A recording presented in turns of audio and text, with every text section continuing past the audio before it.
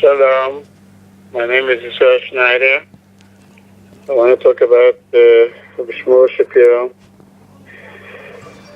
Rabbi Shmuel was a descendant of Rabbi Leib Shapiro. I don't know if he was a grandson, great-grandson. Rabbi Leib Shapiro was the first governor of. He's a well-known gadol. He was big chacham. Besides being a gaon in Torah, he knew a lot of chachmas. And he was the biggest misnagid of Rabbi Yisrael Salanter. And his son, Rabbi Foyer, married Nitziv's daughter. And their daughter married Reb Chaim. So the Shapiros and the Soloveitchiks are cousins. In any case, Rabbi Shmuel Shapira came from the heartland of Litvischkeit. He was living in a Chaim and big Torah person connected to the Zalman Meltzer, the Yeshiva. And then a whole bunch of Eitz Chaim boys became Breslovers. This syndrome happened years later in Panovich, a whole bunch. Panovich boys became Breslovers, Moshe Binishtar, Kasselerish. Anyways, so he became a Breslover. And he was a very, very special person, Shmuel Shapira, very, very special. The way I see it, meaning is that, I don't know if anybody has written the PhD paper, but a lot of people, a big percentage of the Breslovers, it's because when they're Kipeshes, they're bothered by Pagamadi. Some people are bothered more, some people are bothered less. The people who are bothered more, if they make contact with Breslov, so you see that it draws them. But usually at the age of 30 already the whole story is over, and when they're married, they have children, they're not worried about this business about Kiddush. It's not the story anymore. But Rabbi Shmuel Shapira was not that, it seems. His whole life was totally dedicated to Kedusha. He didn't allow the thing that, the fire that he had as a adolescent who was burning, and in his whole life, this terrible fear of something that's, against the Kedushas of this. Plus, he was very, very strong in tefillah. Plus, he was very makusha, neshamadik with Rabbi Nachman. Very, very special person. It's hard to imagine there was anybody like him in the whole world. So, trying so much. Yisrael Schneider also tries, but my trying is a joke. There's nothing compared to who this person was. He was trying so hard his whole life. Kedusha, tefillah, it's kashrus, it's tzaddik. Unbelievable. Okay. In any case, now we'll turn to my part of the story. I never spoke a word with him as far as I know. I was in Breslov from like Tovshin Lamed, Tovshin Memhei. I mean in the clothes, in the Americas, the Lamed, the Hasidic Breslov, 36 Solan Street, the Smedrish Terit Pil or Anelam. I was like there for so many hours, like for 15 years. And so I saw him, long periods of time. The special time that I had with him was when I was married to my second wife, so although this is like happening in Tovshin Lamed Dalet.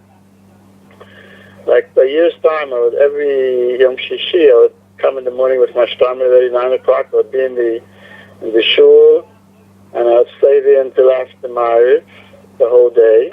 And he was there also, Shmuel Shapira, in the morning for a number of hours, but I don't remember exactly, 12 o'clock, 1 o'clock. And we were the only people in the whole shul. I was sitting on the first table by the door, those people who know. I would set up the base medrash over there. And like a kilometer away, it's very, very lonely. It's a kilometer away. Shmuel Shapira was sitting next to the door in the back in his Mokom Kavua. And that's it. There were only two people in the base medrash. And he was sitting there quietly. He didn't open up a sefer. He was just sitting there. And then always he would At a certain point, he would stand on the bank. Rabbi Israel, he didn't open the sefer. So that's my memory. No, What was he doing? Doing Yehudim or whatever. He was a very, very mystical person. We have mamash no idea who this person was. Whatever he was doing, I don't think he ever opened the sefer, to the best of my memory. He was just sitting there. Then at a certain point, he would stand on the bench, and right next to where he was sitting, there was at that time, the Ner Talmud. And it was burning, but he would play with it. It's a big oil lamp. He's playing with it. I don't know. He's doing tikkun neshamas. I don't know what he's playing with it. And then he would rub his hands on his socks. His socks would reach his knees. Black socks that were green, but for many washings. He would wipe his hands on his socks and sit down. And that was part of what was happening, whatever it meant. And I remember once Nachman Yisrael Borstein, who was a big Mishamish, and he was a Talmud of Rabbi Steiner. He was led by Rabbi Chaim Rosen, the Merona people. He convinced Rabbi Yitzchak to give shiurim in his house Yom Chamishi for years after Rabbi Steiner passed away. Anyways, his whole thing was shimush and hearing stories. Anyways, he was trying to get something out of Shmuel Shapira. He was standing there next to Shmuel's table. Shmuel is sitting down. He's standing up. There's maybe two other people together with Nachman Borstein. And he was talking to him. He was asking questions of Shmuel. I don't think he said a word. He was just smiling. He didn't say anything. He couldn't speak for whatever reason. It could be he was very sick. He ended up with Parkinson's. I don't know exactly. I don't know exactly his story when he got. In those years, Israel, he was not. In those years, up to Memhe, he was definitely not sick. He was pretty strong. Okay, again, it was hard to know. Even when he got sick, it was hard to know that he was sick because he was such a different person. He was like in his own little bubble. So it's hard to know what was exactly going on. I mean, his family knew, but I wasn't the person even to ask. Anyways, yeah, that was Shmuel Shapira. Very, very special. Thank you, Rabbi Schneider. You have something to say, Shulman? You can keep on talking if you want to add what's your impressions. I'll tell you one thing. In those years, I used to go every Kabbalah Shabbos to the Kotel Maravi, and we would walk. Many times, we would walk to the Kotel Maravi, Lal Shabbat, so to merit before, an hour before Shkia. Batri, the socher, would come with a bus, and if he didn't come, we would walk and walk back also. It was not so easy from the Kotel. He was already, You're still recording? Yes?